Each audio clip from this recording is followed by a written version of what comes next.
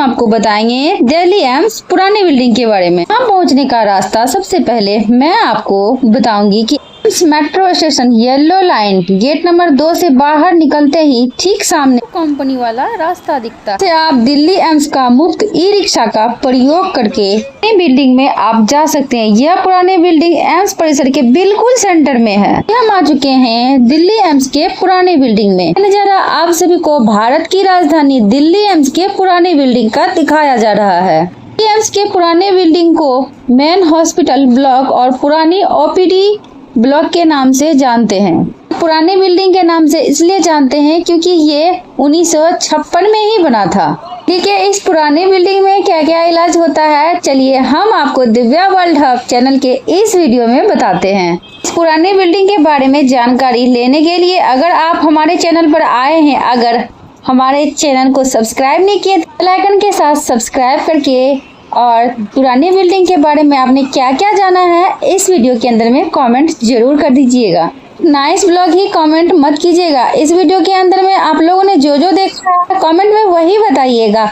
Hospital का video बहुत ही मुश्किल के साथ बनाया जाता है जो कि बहुत ही ज़्यादा इंफॉर्मेटिव होता है। देखिए, इलाज के साथ साथ इस वीडियो में इंफॉर्मेशन देना ये मेरे लिए बहुत ही ज़्यादा कठिन रहा है और कठिनाई के साथ और आते जाते पेशेंट के ख्याल रखते हुए मैंने इस वीडियो को बहुत ही मुश्किल से तैयार किया है। हॉस्पिटल के परिसर को कैमरे में कैद करने के लिए और इन्फॉर्मेशन देने के लिए इसके साथ इस वीडियो को बनाए हैं। आप लोग अच्छा सा फीडबैक जरूर दीजिए, बताइएगा कि ये प्रयास आप सभी लोगों को कैसा लगा। ये है पुरानी बिल्डिंग का मदर एंड चाइल्ड ब्लॉक। सामने दिख रहा है पूछताछ केंद्र, पूछताछ पंजीकरण केंद्र बोलते हैं। पे बहुत ज्यादा भीड़ रहता है, इसलिए इसको इस तरह से व्यवस्थित किया गया है ताकि ये बच्चों को डरावना ना लगे, क्योंकि ये बच्चों का अस्पताल है। यहाँ पर 3-4 अलग अलग लाइन लगी रहती है, अलग अलग काम के लिए अलग अलग कतार बना हुआ है। ये है इस बिल्डिंग के अंदर एंटर करने का रास्ता। बिल्डिंग को बच्चों के हिसाब से डिजाइन किया गया है, इसलिए हाथी और चीतों की मूर्ति को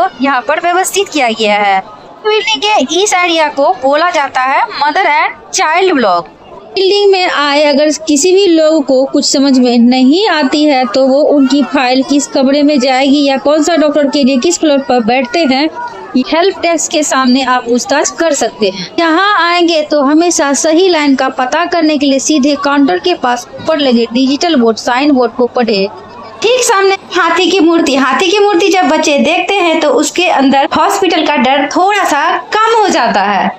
एरिया बच्चों के इलाज और बुजुर्ग का इंतजार करने के लिए एवं उसके साथ आए गए आदमी का इंतजार करने के लिए सुरक्षित है। लोगों को अपनी पर्ची के बारे में कुछ फिर भी समझ में ना आए तो काउंटर के पास खड़े होकर गार्ड से अपनी पर्ची दिखाकर पूछताछ के लिए कतार में लाइन में कर सलाह ले सकते हैं। यहाँ टिकट बुकिंग सेवा के लिए भीड़ भाड़ से बचने के लिए सबसे बेहतर और आसान तरीका है कि ORS पेशेंट पोर्टल के जरिए पहले ऑनलाइन बुकिंग करके जाए। यहाँ पर आए गए इतने लोगों के बीच भीड़ भाड़ से आपका समय बचत हो सके। अगर आप समय से पहले अपने इलाज के लिए ऑनलाइन घर से कर लेते हैं तो यहाँ पर जो ये भीड़ भाड़ चल रही है, इस भीड़ भाड़ से आपको थोड़ी सी राहत मिलेगी और आपका काम आसानी से बन जाएगा। आपको ये लंबी कतार लाइन में लगना नहीं पड़ेगा। पे गायनो डिपार्टमेंट भी है जो महिला के स्वास्थ्य और मातृत्व देखभाल के लिए भारत का सबसे बड़ा आधुनिक केंद्र माना जाता है। मदर एंड चाइल्ड ब्लॉक को पूरी तरह से शिफ्ट किया गया है। तो आपको बताएंगे लिफ्ट लॉबी के बारे में। लॉबी का मतलब बोले तो इसे रक्तदान कहा जाता है। रक्तदान एम्स की पुरानी बिल्डिंग हॉस्पिटल ब्लॉक के ग्राउंड फ्लोर बेसमेंट एरिया में है। दिखाएंगे लिफ्ट लॉबी में बहुत सारा मशीन लगा हुआ है। ये देखिए कितनी बड़ी बड़ी मशीनें हैं इसके अंदर में। और आप लिफ्ट लॉबी में पहुंचते हैं तो वहां का साइन बोर्ड लिफ्ट लॉबी की तरह आपको गाइड करता है ताकि आप लोगों को भीड़ में भटकना ना पड़े। आप बिल्कुल ही स्वस्थ है तो यहाँ पर आकर ब्लड डोनेट कर सकते हैं। आप चाहे तो यहाँ से अपने पेशेंट के लिए ब्लड लेके खुद ब्लड डोनेट कर सकते हैं। चलिए हम आपको दिखाते हैं कि यहाँ पर लैब रूम है और लैब रूम में क्या क्या है। यहाँ पर बहुत सारा लैब रूम के अंदर बहुत सारी मशीनें हैं जो मैं आपको बाहर से दिखा सकती हूँ, अंदर जाकर तो नहीं दिखा सकती हूँ। ये देखिए थोड़ा बहुत दिख रहा है क्योंकि यहाँ पर मोबाइल मुझे यूज करना अलाउड नहीं है। तो स्मार्ट लैब उधर से ये देखिए यहाँ पे स्मार्ट लैब है। अगर आप कभी आए तो यहाँ बाहर से आप देख सकते हैं।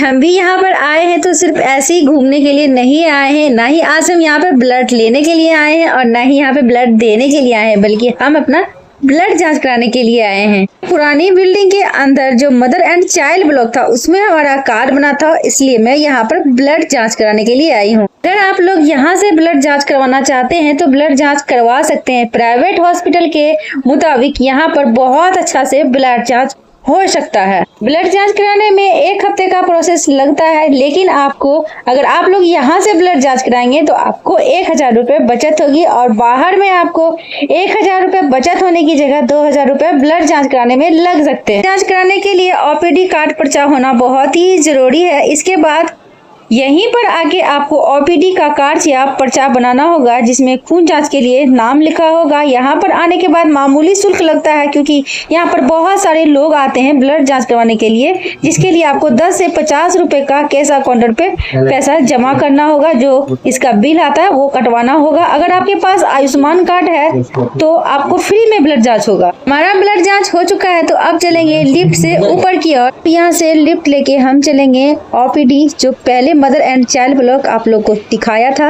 लिफ्ट लॉबी से निकलकर लिफ्ट लेने के बाद यहाँ पर सामने आपको दिख रहा है बहुत सारा ढेर सारा स्ट्रेचर। एम्स बहुत बड़ा रेफरल अस्पताल है जिसमें कई मरीज बहुत ही ज्यादा गंभीर हालत में आते हैं, तो उन लोगों के लिए ये स्ट्रेचर में मिल जाता है। आप लोग मुझे बताइएगा, आप लोग किसी भी बीमारी से अगर लंबे टाइम से परेशान है तो आप लोग अपना इलाज कहाँ से कराते हैं? अगर आप लोग दिल्ली के आसपास के रहने वाले हैं तो एम्स हॉस्पिटल में अपना कार्ड बना के यहाँ पर इलाज जरूर करवाइए। एक तो मुफ्त में इलाज होता है और दूसरी बात ये, हॉस्पिटल में दुनिया भर के लाखों लोग अपना इलाज कराने के लिए आते हैं, तो यहाँ पर आपको एक प्रोफेशनल डॉक्टर का इलाज मिलता है। ऐसे निकलते ही आगे मुझे लगी है बहुत जोरों की भूख, तो चलिए हम आपको यहाँ के कैंटीन में लेकर चलते हैं और यहाँ के कैंटीन के बारे में बताते हैं। कैंटीन में अगर आप खाना खाते हैं तो फूड पॉइजनिंग से बचते हैं, क्योंकि ये अस्पताल का कैंटीन है तो यहाँ पर तो खाने की जांच होती ही है। साथ अदर रेस्टोरेंट के मुताबिक यहाँ पर कम मसालेदार और टेस्टी साफ सुथरा खाना आपको कम कीमत पे मिलता है। यहाँ से गुलाब जामुन खा के आगे निकल चुके हैं। ग्रीनी पार्किंग एरिया के बारे में तो हम पहले ही बता चुके हैं, चलिए हम आपको ई रिक्शा के बारे में बताते हैं। अभी हम जस्ट पार्किंग एरिया से निकलकर बैठे हैं ई रिक्शा में, और ई रिक्शा बिल्कुल ही मुफ्त होती है। इस ई रिक्शा पे चढ़ के आप हॉस्पिटल के इधर से उधर जा सकते हैं। दोस्तों, मुझे ई रिक्शा पर बैठकर बहुत ही ज्यादा सुकून मिल रहा है। क्यों?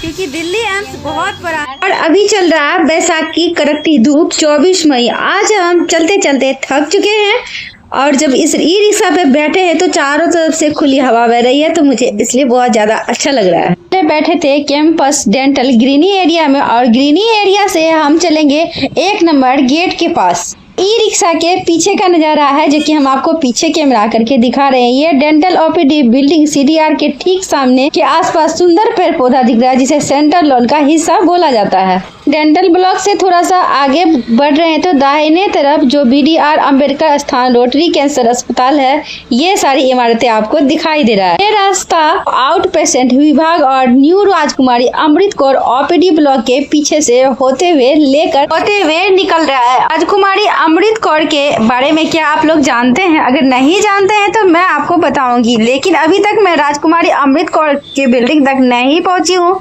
मैं इसके लिए से वीडियो जरूर बनाऊंगी कि उस बिल्डिंग में क्या क्या सुविधाएं हैं। मुझे ये ई रिक्शा गेट नंबर 1 के पास उतारेगा और गेट नंबर 1 के पास पहुंचते ही हम इस ई रिक्शा से उतरते हैं। उतरने के बाद हम चलेंगे बाहर की ओर और इस हॉस्पिटल से निकलते ही हम आगे की ओर चलते हैं, क्योंकि मुझे गेट नंबर 1 के पास जाना है। वहाँ तक ये रिक्शा मुझे पहुँचा दी है और ये ई रिक्शा बाहर में नहीं चलती, ये सिर्फ हॉस्पिटल के आसपास या हॉस्पिटल के चारों तरफ आपको एक बिल्डिंग से दूसरी बिल्डिंग तक लेके जा सकती है। फिलहाल हम आगे हैं गेट नंबर 1 के पास, और ये गेट नंबर 1 कर जा रहा है। यहाँ पे ये जो ब्लू कलर का ये लगा हुआ है, ये कैंपस वेटिंग एरिया है। कैंपस वेटिंग एरिया 1 नंबर बाहर एम्स के एग्जिट गेट पर है। हम एम्स हॉस्पिटल के बाहर जाने वाले हैं, 1 नंबर गेट से बाहर निकलने वाले हैं। ये 1 नंबर गेट का बाहर का रास्ता है जिसे अंसारी नगर रिंग रोड बोला जाता है। रोड पर निकलेंगे तो आपको ठीक सामने में दिखाई देगा दिल्ली एम्स मेट्रो, और यहाँ से मेट्रो पकड़ के आप अपने घर को जा सकते हैं जहाँ जाना चाहते हैं। अगर आप लोग को इन्फॉर्मेटिव लगा होगा तो हमारे चैनल को सब्सक्राइब जरूर कर लीजिए। इसके और कई सारे इन्फॉर्मेशन आप सभी को मिलने वाले हैं।